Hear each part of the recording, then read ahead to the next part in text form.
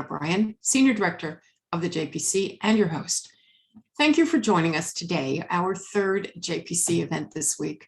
I appreciate the loyalty. There are a lot of people signing on that have been with us for the other two, which is the EMET webinar from Monday and Elon Berman, who was with us on Tuesday. If you missed those, you can download them from our website. Today, our guest is Josh Hammer, Newsweek opinion editor and a sort of intellectual jack of all trades. I'm going to give you first the Jewish Policy Center definition and background, but I'm going to do it in short form, assuming that a lot of you heard it already at least once this week. We were established in 1985 as a 501c3 organization, providing analysis of both foreign and domestic policies. You can find us on our website at jewishpolicycenter.org. That's jewishpolicycenter.org. And that's where you can download Elon Berman's terrific webinar from Tuesday and a lot of other interesting stuff. The JPC supports a strong American defense capability, U.S.-Israel security cooperation, and missile defense. We support the legitimacy and security of Israel against anyone who would deny them.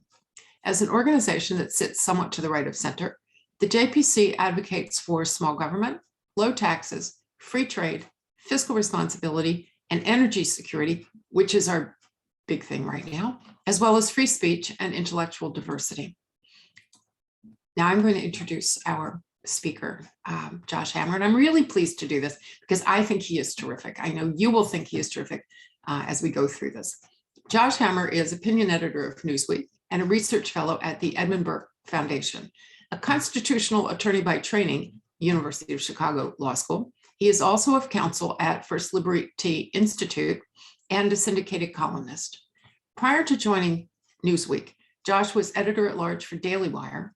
He has been a John Marshall Fellow with the Claremont Institute and a law clerk for Senator Mike Lee of Utah. He's been published just about everywhere, from the way left in the Los Angeles Times to the New York Post, Newsweek itself, National Review, First Things, The Spectator, American Mind, Fortune, American Compass, Jerusalem Post, Jewish Telegraphic Agency, The Forward, and the Jewish Journal. So he's got all his bases covered. Josh is also highly sought after on the speaker circuit, including a variety of colleges and law schools, where he discusses conservative intellectual trends, contemporary domestic and foreign policy debates, constitutional and legal issues, and the intersection of law, politics, and culture. I, for one, am very happy to think that people on college campuses and in law schools want to speak on those subjects. I'm going to ask him later how enthusiastic the audiences are, because I think it's great. We are going to discuss today one of those slightly esoteric subjects, and that is nationalism, Central Europe and nationalism, a lot of which changed since the invasion of Ukraine. So I would start by saying to Josh and to the audience, the Italian-Israeli author and politician Fiamma Nierstein wrote recently, the EU is built on the fear of nationalism and wars as a psychological outcome of its history. Nationalism brought about the First and Second World Wars. German nationalism gave birth to the monster that attempted to conquer all of Europe. Nationalism changed from a component of identity into a brutal and aggressive movement. As a result, Europe constructed itself as a place that is multinational, anti-identity, anti-religious, anti-nationalist, and most important, anti-war. When Europe sees a rifle or a bomb, it gets alarmed. It cannot tolerate this. That was written before the invasion of Ukraine. There's a conversation to be had here on how this affects Europe's relationship with Israel, and we may get to that later. But right now, I'm going to ask Josh to talk to us about nationalism in Hungary, a place he recently visited, and more broadly in Central Europe. Josh Hammer, the floor is yours. Okay, well, thank you so much, Shoshana. It's been way too long since I've seen you. I know I was supposed to see you in DC. It didn't work out. Then Florida didn't work out. So hopefully sometime soon. But thank you so much for having me. Big fan of the Jewish Policy Center. So I guess let's start off with the quote right there. The problem when I hear a quote like that, Shoshana read my biography. I'm a research fellow with the Edmund Burke Foundation, which for those of you who are not familiar with it, is it's affiliated with the Israeli scholar Yoram Hazony, who is very much a dear friend and in many ways kind of an intellectual mentor of mine, if I can say that. And when I hear that quote, I can kind of just like envision kind of Yoram just like bristling when he hears that, right? I mean, for those of you who are familiar with his 2018 book, The Virtue of Nationalism, and I would strongly encourage those of you who have not read it to go ahead and pick it up. He actually has a new book coming out as well, but let's stick with the nationalism book because that's the subject of today's webinar. A lot of this kind of gets into the thorny details, and I'm a lawyer, so I tend to think about semantics and words and definitions. A lot of it kind of boils down to what actually is nationalism, and how does nationalism contrast with transnationalism, internationalism, globalism. I think all these terms are roughly kind of synonymous, or at least very close to synonymous with one another here. So from a certain vantage point, if we can kind of attempt to define what nationalism is, I think it is a certain kind of pride and place in one's kind of customs, folkways, traditions, basic way of life. And that's obviously kind of it's going to get into kind of one's shared culture, one's shared language is obviously kind of I think a strong identity of nationalism, a similar kind of religious heritage. But ideally, obviously, that should obviously be in parallel. The natural corollary of that is kind of a mutual respect from one's own nationalism to other forms of nationalism.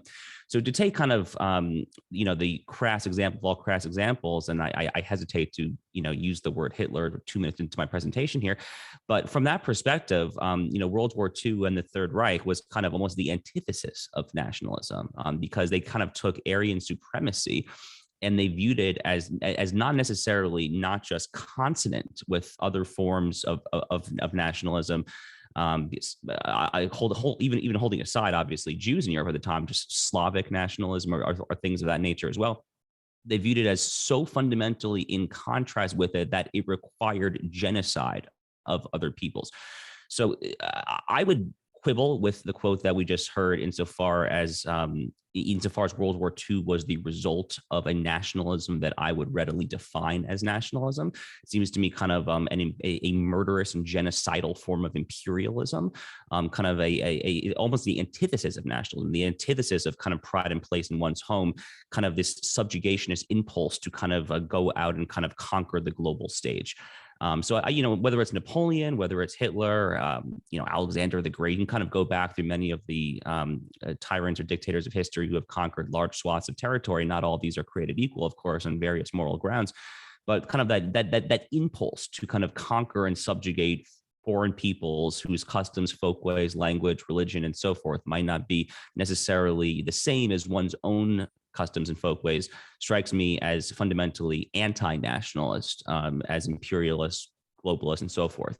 The brutal irony, of course, of the modern day European project, and I guess this will kind of go into Hungary and Poland and some of my recent travels to Central and Eastern Europe.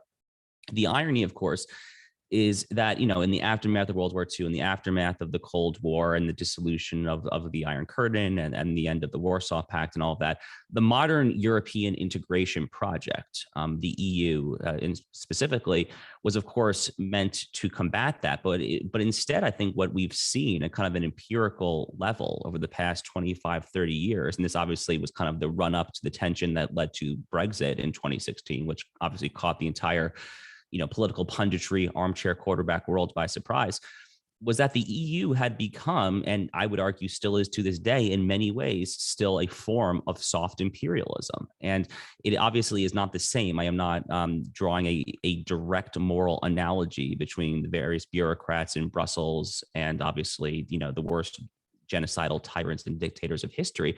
But in many ways, that urge to kind of conquer and subjugate various kind of nations and peoples and customs and folkways, and to force them to conform to kind of a universalist ideal, a universalist Platonic ideal, or even a localist Platonic ideal, as the case may be, a European ideal as to what is truly kind of equality, liberty, justice, all these kind of lofty egalitarian Enlightenment-inspired ideals. That is kind of its own form of a soft imperialism. And what's happened, I think, in the dissolution of the Cold War and the fall of the Berlin Wall is so kind of set the table here a little bit more in context. So I've been to both Poland and Hungary within the past year. Last May, I did a trip to Warsaw. I actually got to sit down and interview the prime minister there, Prime Minister Morawiecki, who comes from kind of a conservative political party that we would translate to law and justice here in the United States. And then just about 2 weeks ago, I was over in Hungary and I got to meet their prime minister, Viktor Orban, who is, generally reviled, I guess you would say, by the Western press, who comes from his political party, Fidesz, which is similarly kind of a national conservative party. The Hungarian election is coming up in April, if I'm not mistaken, and I think the polling is looking pretty good for them, but we'll see how that shakes out. So he's been in power now for about 12 years. I think he was elected in 2010. And the common thread here, what you see in kind of that part of Europe, Poland, Hungary, to a lesser extent, maybe Czech Republic and Slovakia, Slovenia, some similar countries around there, they have had a similar history over the past century or so, obviously, where they've kind of been they've been overrun by various kind of imperial, subjugationist, tyrannical forces. The two obvious ones, of course, being Nazi Germany and Stalinist Soviet Union. The Polish people, the Hungarian people, look, this is Jewish Policy Center. I am obviously proudly Jewish. I don't know if you can see, for those of you watching, I have an IDF flag literally hanging behind my left shoulder. So I was rabbining tefillin about 25 minutes ago, so 30 minutes ago. So my Jewish and Zionist bona fides are not in doubt here. So I would never seek to downplay, obviously, the atrocities that have taken place in that part of Europe, when we can tease them down in the Q&A if we want to. But the unambiguous historical reality is that even kind of holding the uniquely tragic Jewish aspects of that part of European history aside, the even non-Jewish aspects and the non-Jewish history in that part of Europe is very tragic in its own right here. Their cultures were effectively, they tried to eradicate them. I mean, I kind of went down to a more rural part of Hungary actually a couple of weeks ago. And I spoke with a couple of people there. I went to a town. The town was called Pécs, P-E-C-E-S, kind of down near the Serbian border in the south of the country there. And there were actually some buildings there that are as far back as when the Ottoman Turks sought to conquer Hungary. So they've really they've had a true history of just various empires that have just sought to kind of subjugate them in their way of life. And in the aftermath of the dissolution of the most recent imperialist project, that of course being Soviet Union, the EU of course being like the true kind of modern imperial project, which is why Fidesz in Hungary and Law and Justice in Poland are so anti-EU. But the upshot here is that in the 20, 25, 30 years since the end of communism in Central and Eastern Europe, these kind of national conservative parties have made it their priorities to kind of elevate their unique cultures, their unique language, and trying to just preserve at effectively all costs their way of life. Hungary has, for example, they've, the Hungarian language is aggressively promoted. They've put in a border wall with Serbia. The Orban himself, he talks very much a language of kind of public Christianity and Hungarian nationalism. They are frequently kind of butting heads with the European Union. The European Union despises what Poland and Hungary have to say when it comes to things like the traditional family unit and LGBT, homosexuality, things of that nature. Poland is one of the most pro-life countries in all of Europe, which I'm sure triggers all the proper people there in Brussels as well. So, from a Jewish perspective, and this is kind of what I want to go over there and see for myself. I think a lot of people kind of have heard this narrative, whether it's Poland, whether it's Prime Minister Orban in Hungary. And they hear this narrative of kind of, Christian nationalism, strong on borders, dictator, fascist. I mean, all these terms get very loosely floated by kind of the Western press, trying to easily dupe their audiences, I think, when it comes time to talk about some of these countries in Central and Eastern Europe here. But I saw something closely approximating the opposite, honestly, on my most recent trip over there. I actually spent half a day, about 4.5, 5, maybe even 6 hours. I don't remember the exact time. I kind of, by pure happenstance, made a new friend over there who's this Orthodox Jew who was born and raised in Hungary. And he kind of took me on like a local tour of the city. We went to 5, 6, 7 shuls, some gorgeous, gorgeous shuls. Theodor Herzl, of course, was born in Budapest.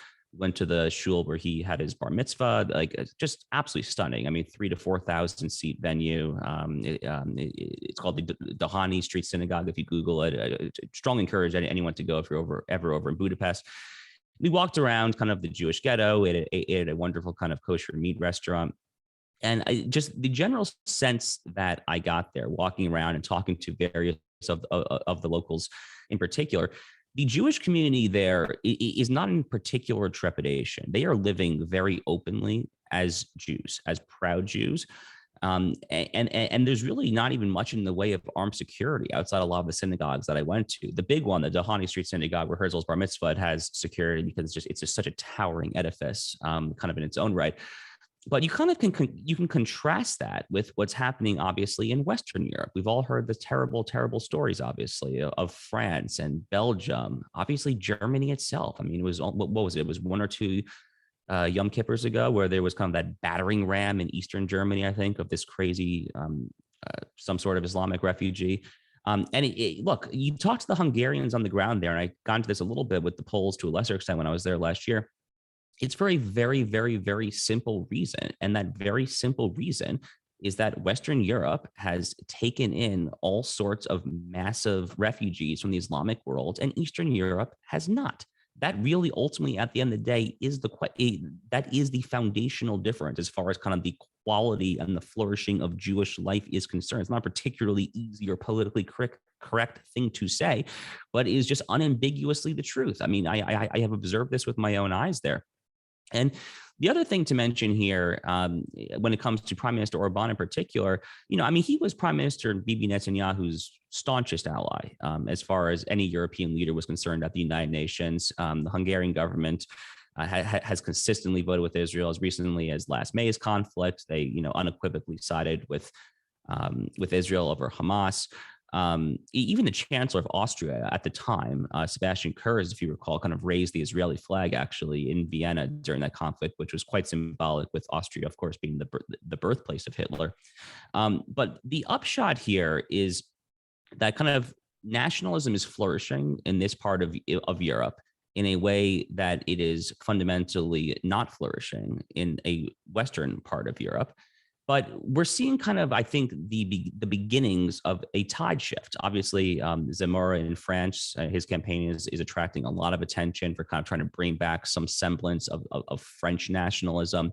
The French obviously have gone to extraordinary lengths to try to write out religiosity, to try to write out nationalism, to try to write out any of this from kind of their national ethos. So to even speak of kind of like French nationalism, I think is to be called and tarred and feathered as a xenophobe and a racist in many ways there in modern day France.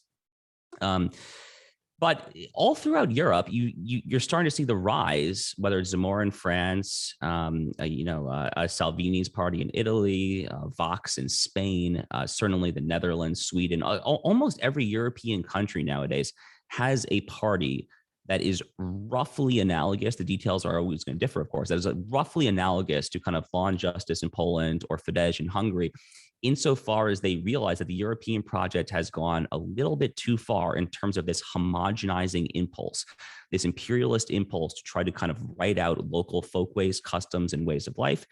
And obviously, you cannot underestimate the importance of the migration issue. Having been there, the immigration issue, especially when it pertains to kind of the Islamic world, is such a touchstone in modern day Europe, and various countries feel it different ways here.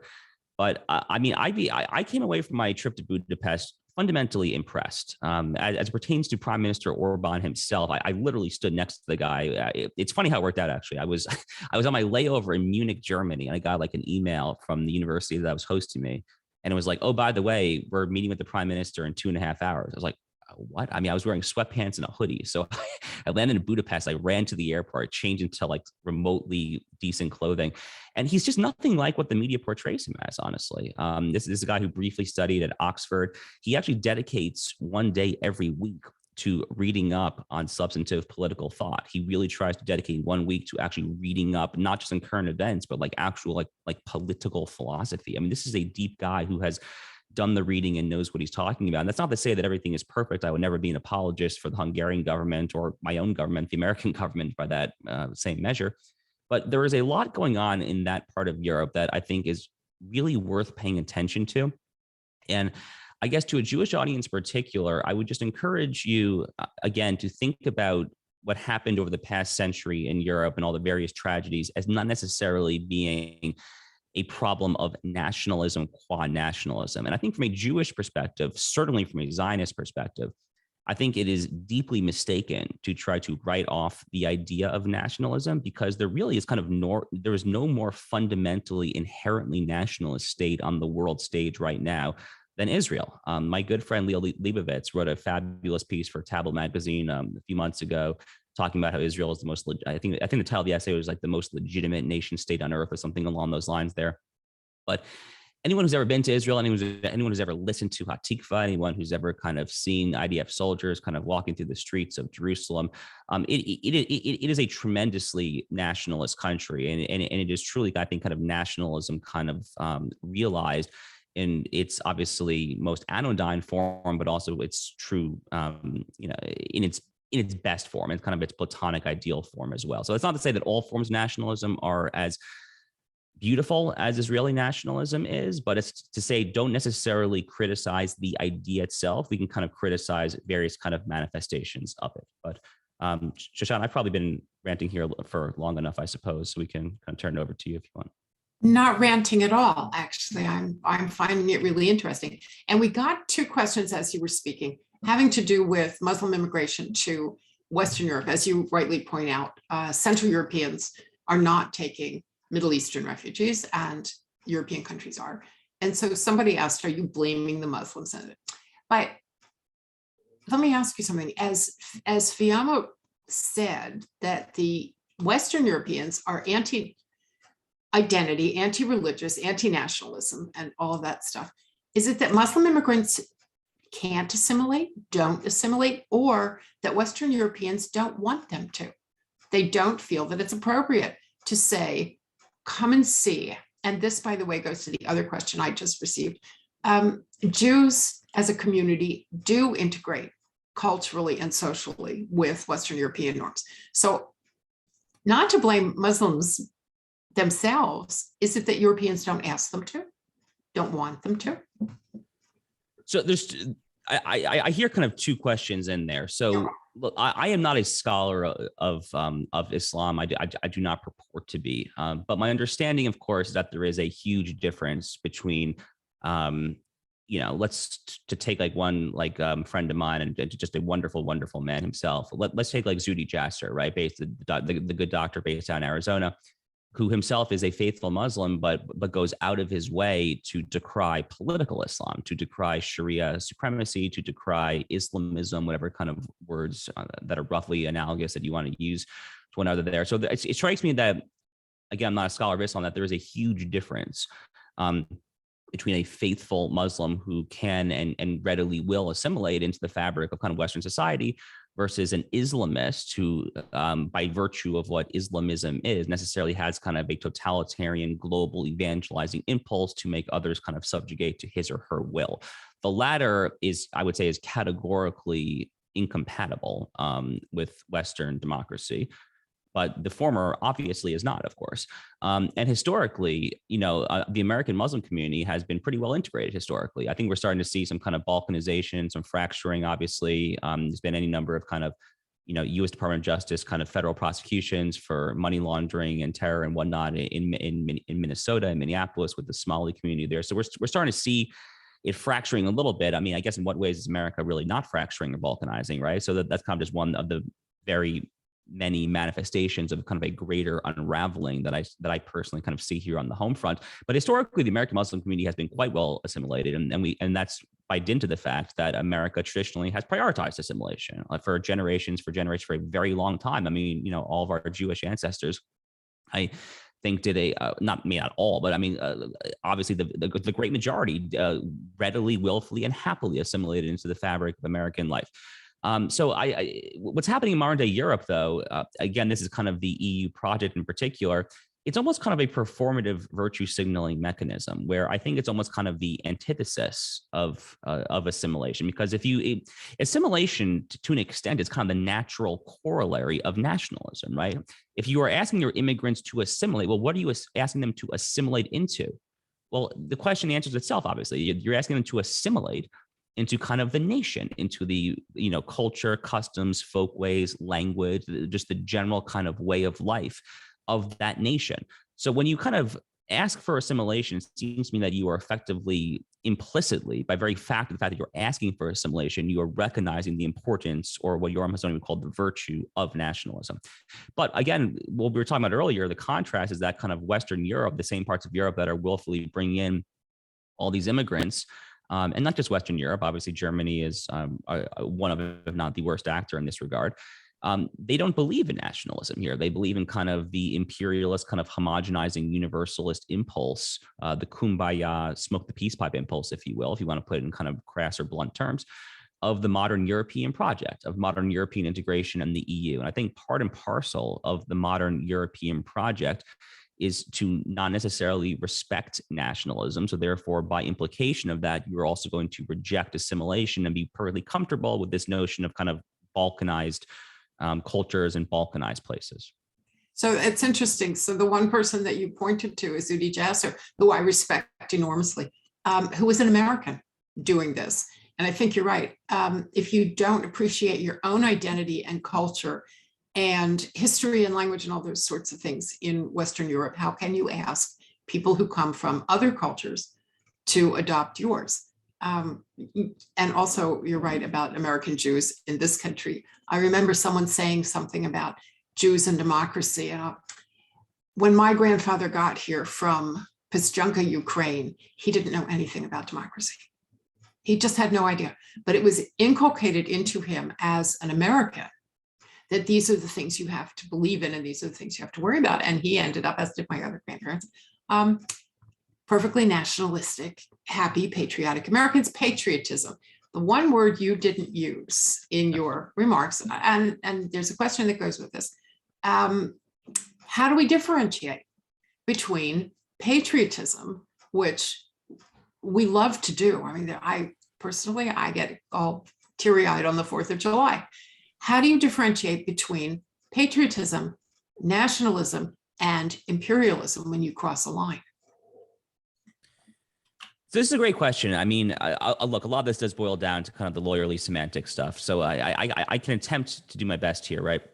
So look, the late William F. Buckley Jr., of course, kind of the quote unquote founder of the modern conservative movement, I guess, if you will, towards the end of his life, maybe it wasn't towards the end, at some point, I can't remember exactly when it was. He at some point he said, call me a patriot all you want, but never call me a nationalist. So to him, there actually was a huge distinction there.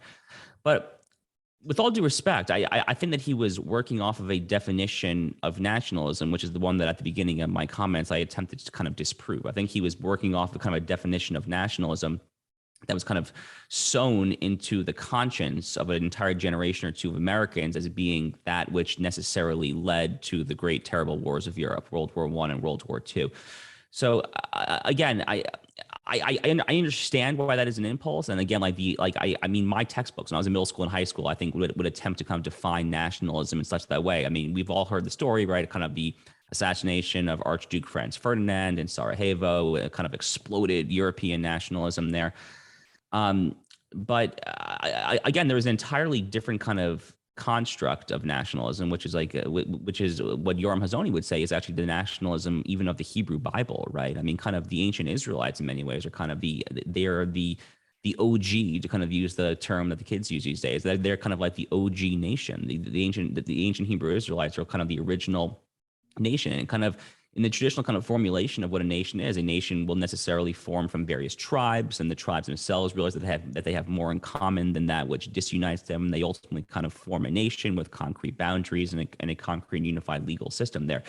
So look, like you, Shoshana, I mean, I grew up going to this very hokey kind of local town 4th of July parade every year. I would deck out my bicycle in red, white, and blue, and the high school band would play Yankee Doodle Dandy and all that stuff. So I'm as patriotic as it gets, but I guess to me, from an American context, I don't necessarily view patriotism and nationalism as necessarily being really that different from one another, to be honest with you.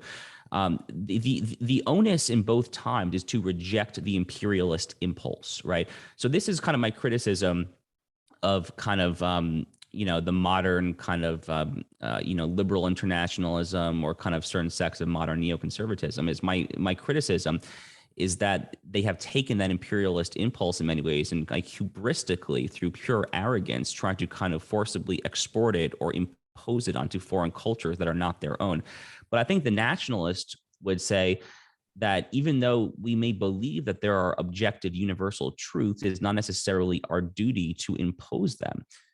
John Quincy Adams, I think before he was president, but I think when he was Secretary of State, he has this very famous line that I love to quote all the time, where he says, America is the I'm paraphrasing, I don't remember the quote verbatim. He says, America is the well-wisher of all the world when it comes to equality and liberty, but America is the guarantor only of her own people. So I think that's kind of the nationalist impulse in a nutshell. So this goes to the question then of Israel. We're going to go to, you knew we were going to get to Israel at some point, right? The other half of what Fiamma wrote was that Israel is a country that is always searching for elements of identity, culture, and religion. In Israel, there is a sense of community, a sense of internal solidarity. Also, whether it wants it or not, Israel is a country at war. Europe doesn't understand that, and they see weapons as bad, and they see guns are bad, and they go like this.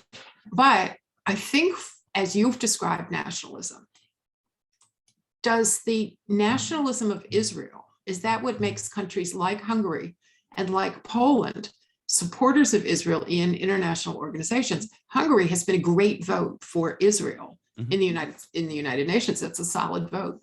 Poland also. Do they see Israel as an expression of Jewish nationalism? And do they like Israel? I'm not talking here about Jews. I'm talking about the state of Israel. Is Israel a reflection of something that they understand at home that is nationalism? I think for Hungary, the answer is yes. Again, Orban and Netanyahu were friendly at a very personal level. I think Bibi once did like a 3-day diplomatic trip to Budapest, which, if I understand his kind of diplomatic history properly, is like unheard of. I don't think he's like ever spent like 3 days in like, maybe Washington, D.C., obviously, but it's very rare. I mean, like he and Orban were very, very close to one another. And it's not just because of kind of it's not just because they were drinking the same beer or whiskey or whatever. I mean, I think they actually kind of saw in each other kind of a similar political figure, someone who was out there to protect kind of the border safety, sanctity, and security of their different peoples there. So definitely for Hungary. Poland is a little more complicated. I think, for a certain amount of time, obviously after Poland kind of regained its full independence after the end of communism, there was a lingering, just deep guilt in the Polish conscience that I think played obviously to Israel's benefit when it came time to vote at the United Nations. There's currently somewhat of a stalemate, if you will. There's like a détente of some sorts between the Polish and Israeli governments. The Poles, from their understanding, don't necessarily like the way that some folks in Israel, Yair Lapid is probably the worst example of this, like to kind of beat the Poles like they're like the worst scum of the earth. And the Poles, they're going to kind of like recoil of that, obviously. So they're in somewhat of a different position there. But yes, I mean, to your question, I mean, there is certainly some of that as well. I mean, there's certainly some, I think, of kind of the modern law and justice led National Conservative Party in Warsaw that looks certainly to kind of Likud or maybe to a slightly lesser extent Prime Minister Bennett or factions like that, and sees also a kindred spirit insofar as they're kind of preserving their customs as well. But the Polish situation is just a little more complicated given, I think, the uniquely delicate and oftentimes tragic history there. I think at kind of a visceral level of true kindred spirits, the current situation in Hungary is kind of more directly analogous, I think. So we had a question here. You mentioned Slavs, and you mentioned actually various minority nationalities and how during World War II, those were intended to be wiped out. Hitler was not multi-anything. He was a genocidist. But somebody asked if you would explain how ethnic Slavs view nationalism in different countries. Are they looking to create a greater Slavic identity across boundaries, or is this a personal identity that you can use as Jews do in Hungary or other places? So The honest answer is I'm really not qualified to answer this question. I just genuinely have because I've actually thought about this a lot over the past couple of weeks as this whole war has exploded. I've actually thought a lot about whether there truly is such thing as Ukrainian nationalism that is distinct from Russian nationalism and things of that nature. There, I've dabbled in. I've read a couple essays, so I've tried to kind of inform myself the best I can. It seems to me that it's a very lawyerly answer, obviously. It seems to me that it just depends. So, for instance, just a few nights ago, I got dinner here with the great Jewish couple friend of mine, and her name is Olga. She was born in Minsk, Belarus. Her grandmother actually still lives in Minsk, Belarus. And I was asking her for kind of her thoughts on this, and she kind of largely agrees with kind of the consensus Western narrative that we should support Ukraine and so forth. But we're talking here about the differences between kind of Ukraine versus Belarus in particular. And she was born in Minsk, and her grandmother still lives there. I was asking her whether she speaks Russian or Belarusian, and she didn't hesitate at all. She just said, "Oh, Russian," as if it was a silly question. And I was like, "Well, isn't Belarusian like technically the official language of Belarus?" And she was like, "Maybe, but no one speaks it." So it seems to me like, based on certain kind of metrics, like language, like Belarus might not actually be kind of a true nation state in the philosophical sense of one. It obviously is a nation state in kind of what we would call the legal positivist sense of one, insofar as it literally is a nation with voting rights at the UN and borders and whatever.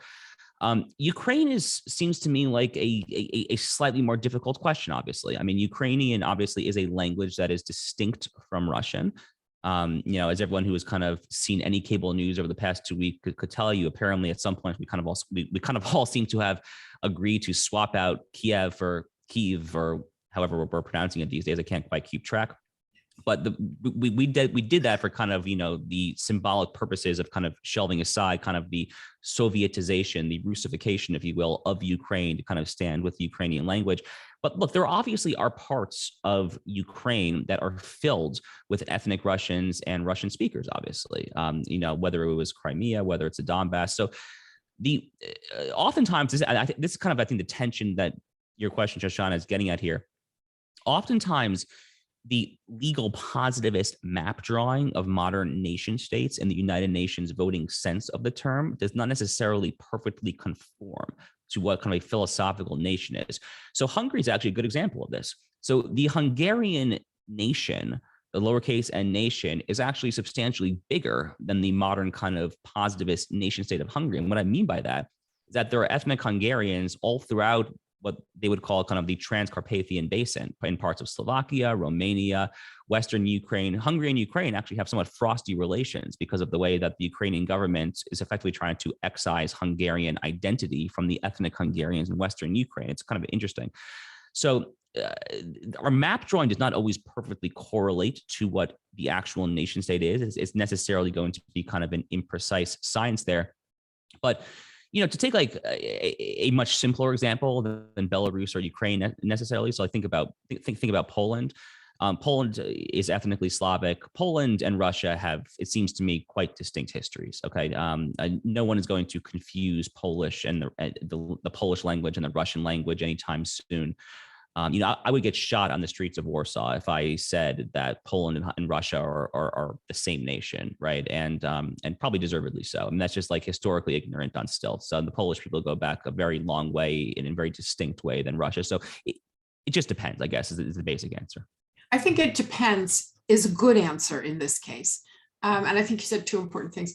Elon Berman, when he was on with us on Tuesday, Elon is a fluent Russian speaker, not a Ukrainian speaker. And years ago, he was in Ukraine and he tried to do some business in Russian. And even then, this was 4 years ago, the Ukrainians said they would prefer that he speak English.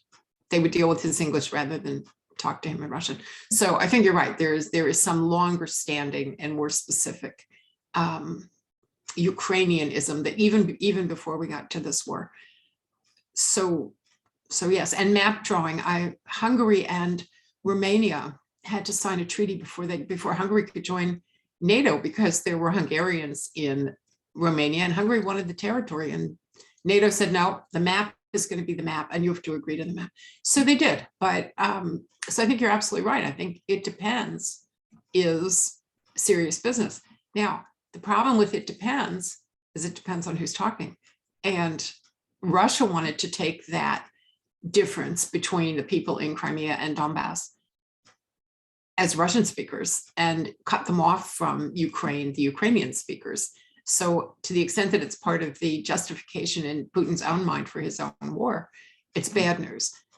If it leads to a kind of broader culturalism that says, I can be of Hungarian origin, but I live in Romania, or I can be, then it's not bad, which seems to me the answer to all the questions about Europe today is that it can be good news or bad news, depending on how it goes. Right. So, yeah, I mean, I think you made a really good point there, right? So I really didn't realize until I was there 2 weeks ago the extent to which there were actually ethnic Hungarians spread out through all these various countries. And the current government under Fidesz and Prime Minister Orban does a lot to support those communities. But my first thought when I was kind of talking with people there and hearing about this was, my very first thought was, oh, this is actually really not that different than kind of diaspora affairs in Jerusalem and what they're doing for the Jewish community spread throughout the world. So, Jewish nationalism, which Zionism by definition is perfectly compatible, of course, with a Jewish diaspora that, kind of lives and flourishes all throughout the world, in the United States, as you and I and the audience, as the case may be. So in theory, that's not in theory, that should not be a problem for Moscow and Russian nationalism. In practice, it obviously has proven to be a problem. It depends. It depends on who's doing it.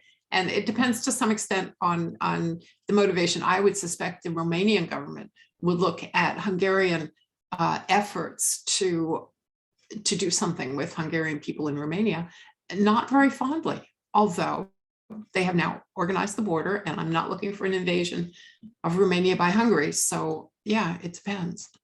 Okay, let's go to this sort of thing that's, again, it depends. Western Europe says of Central Europe, if you are a nationalist, you are a fascist. And a fascist means that, you want to control everything, and you want to control the government, and you want to control all these things. So we actually had an interesting experience in North America that I did not think that we would have, which is, first of all, Canadian truckers. They're Canadian citizens. They wanted something from their government. They organized themselves. And the Canadian government basically said, they cut your bank account if you gave $25 or more to the Canadian truckers. There were all these stories about people who couldn't buy groceries because the government had cut off their bank accounts. Is it possible? And the Canadian government is on its own as what we would call a sort of left-wing government. Trudeau certainly sees himself as left-wing. We have the same question here about vaccine mandates and people who talk about going to New York and you couldn't get into a restaurant except in the back by the kitchen with, without your passport. We also have what we would call a liberal government. I don't know about left-wing, but certainly left of center government. Can you be left of center and repressive at the same time in the modern context? Yes, of course you could. Stalin was, but I'm going to leave him out there for now.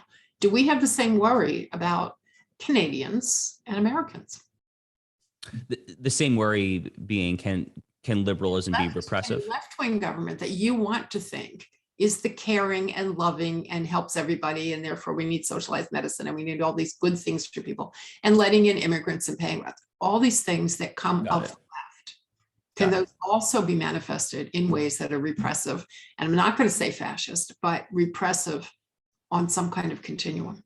Yeah, I think the answer to that is clearly yes. I mean, we might think of this, if I can kind of go back to, my legal background, I mean, I would think of this as what Aristotle would call the telos, kind of the overarching orientation of liberalism, kind of carried out to its logical conclusion. If you kind of think about what modern liberalism is, according to not necessarily as all of its promulgators, as all of its initial theorists, necessarily as they wrote in kind of their 16th, 17th century treatises, but certainly as it kind of played out over the course of centuries, thinking about like the French Revolution as but one example. Certainly, of course, in modern America, in the aftermath of the World War II over the past 50, 60, 70 years there, we might think of this as kind of the maximization of individual autonomy, of kind of a live and let live sentiment. And when you take that to its logical conclusion, it might not necessarily initially sound terrible, but it is ultimately necessarily going to infringe on the more kind of traditionalist and particularist ideologies or ways of life of others there. So, there's any number of manifestations of this. Obviously, I mean, we can kind of take like the traditional kind of family unit and LGBT issues as but one prominent example.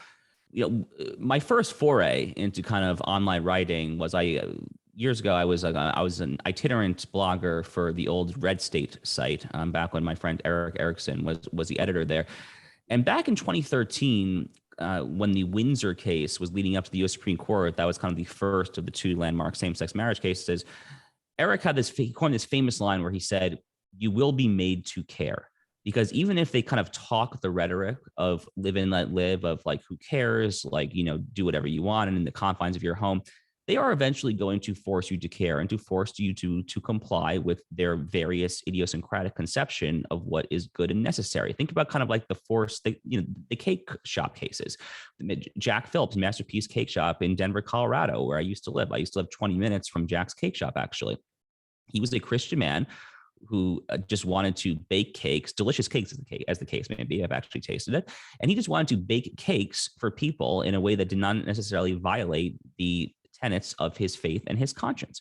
There is nothing problematic with that, I would submit, whatsoever. But it is kind of this totalitarian impulse of liberalism, I think, taken to its conclusions. And we can talk about whether it's being properly applied or misapplied. It's getting into kind of theory and praxis maybe a little bit beyond the confines of this particular webinar. But it absolutely seems to me that kind of the liberal impulse necessarily in many instances will lead to kind of a subjugationist or imperialist mentality. And you see that play out in real time in Europe between the seemingly daily fights that the European Union has with, Budapest, Warsaw, and some of the other countries over there. Literally, when I was there 2 weeks ago, the EU issued some high court ruling, and I don't remember the exact fact pattern, but the European Supreme Tribunal, whatever they exactly call their court in Brussels, issued a ruling that was directly at loggerheads with Hungary's kind of national law pertaining to the definition of marriage. It was effectively like an anti-Hungary ruling. And Hungary obviously just subscribes the definition of marriage that was ubiquitous in Western civilization up until, about 10, 15 years ago or so. So I definitely do think that it can lead, and oftentimes does lead, to terrible places, with the Canadian trucker example being another just very prominent and kind of very visceral example that we've just seen play out. So I really hadn't thought that we were going to get to Canadian truckers today. But we're coming to the end of our program. And as I warned you, I need to get a positive answer from you to a question that I'm going to ask. So I'm going to try to phrase it in a way that you have no choice but to answer in positive. So we have talked about totalitarians, left wing and right wing. We've talked about patriotism. We've talked about nationalism. We've talked about what countries do, and a little bit, and I'm really happy that we got into this, individualism and how people can maximize their individual preferences. So as you watch all of this, and also the war in Ukraine, where everybody now wants to be a Ukrainian, everybody wants to support the Ukrainians, I do too. Is it possible that what's happening in Ukraine will give a boost to the positive forms of nationalism? War never being a positive form of anything, but what you see among the Ukrainians is a positive nationalism, making people willing to stand up to the Russians and actually willing to die for what? For their country, for their space, for Ukraine. Could that have a positive impact on the rest of the world? Sure. Yeah, I can absolutely see that being the case here. So the way that Russia is acting, the way that Putin is acting, strikes me as fundamentally imperialist. I mean, to kind of go back to that nationalism versus imperialism dichotomy, he is acting in a manner that is the precise opposite of nationalism. It is the precise opposite of anything remotely resembling a respect for other cultures, other languages, even cultures and languages that are, as the case may be, quite similar. But by the same token, the U.S. is not marching into Canada because we're nationalists here. We're not imperialists. I've seen some conservatives kind of joke on Twitter about like annex Alberta and Saskatchewan, kind of the conservative parts in Canada. I don't know how much they're all joking, but it's not a serious political talking point in any event here. So Putin is acting in a way that is fundamentally imperialist, that is not nationalist. And, it was Rich Lowry of National Review, who, if I saw, he wrote a syndicated column this week praising Ukrainian nationalism. And I even saw, I think, Jonah Goldberg, who has gone above and beyond to distance himself from nationalism. I even saw him praise Rich Lowry's column as basically saying that if nationalism has anything going for it, this is it. I mean, this is like a great manifestation of it. So I absolutely could see this being a positive example for other parts of the world, other countries, other peoples that might see themselves invaded by would-be or effective kind of imperialist powers. The elephant in the room, of course, when we're talking about this, is obviously the Taiwan-China standoff. That's the real elephant in the room here. I don't have a great prediction as to what's going to happen on that front. But at a bare minimum, I hope and I would expect that the Taiwanese people, their spirits were hopefully lifted by just the courage that we've seen on display, obviously, by Zelensky and the Ukrainian people, and really kind of just refusing to bend the knee to a revanchist imperialist power. So I definitely do find cause for optimism from this example, Shoshana, for sure. I can tell you for sure that the Taiwanese admire the Ukrainians. I have talked to the Taiwanese, but what the Taiwanese feel is that China may be emboldened if we don't get the Russia part of this right, if we don't get the punishment part of this right, the Chinese will feel empowered to go and grab Taiwan. They will have as much trouble in Taiwan as the Russians are having in Ukraine, but that's their fear. And yes, they are happy to see people in another country who were willing to stand up for their country. And that's a positive note. So that's where we're going to end. And I'm going to say, Josh, thank you for being with us. It was enlightening. It's always a good idea to think about the basis of your own political beliefs. And I think what you brought to us today is the idea that you have to think about nationalism, imperialism, fascism, patriotism. You've got to go there because the world is an evolving place. Let us hope that it evolves peacefully and happily. So thank you for your contribution to our thought process. To everybody out there, thank you for listening. We will be back again next week. And I promise, but it depends, that we will be back next Thursday with a program. I don't expect emergency programming like we had this week, but it depends. You never know. So thank you for joining us, and we'll see you again. Thanks so much, Shoshana.